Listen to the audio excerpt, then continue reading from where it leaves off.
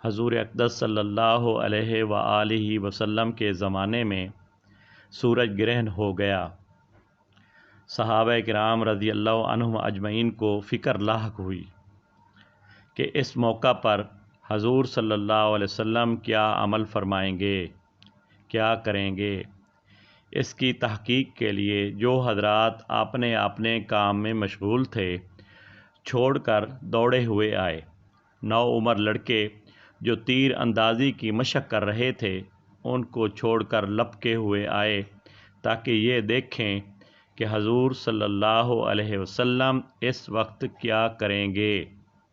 نبی کریم صلی اللہ علیہ وسلم نے 2 رکعت کسوف کی نماز پڑھی جو اتنی لمبی تھی کہ لوگ غش کھا کر گرنے لگے۔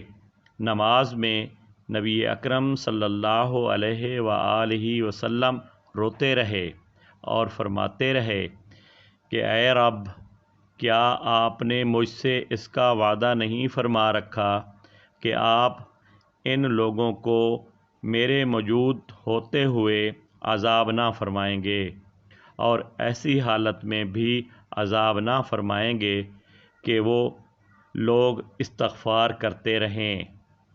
اللہ جل شانہ نے وعدہ فرما رکھا ہے۔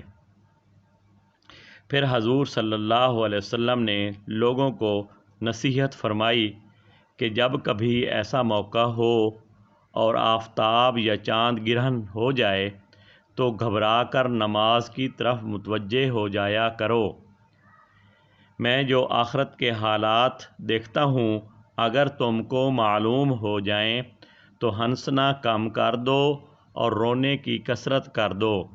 جب کبھی ایسی حالت پیش آئے نماز پڑھو، دعا مانگو، صدقہ کرو۔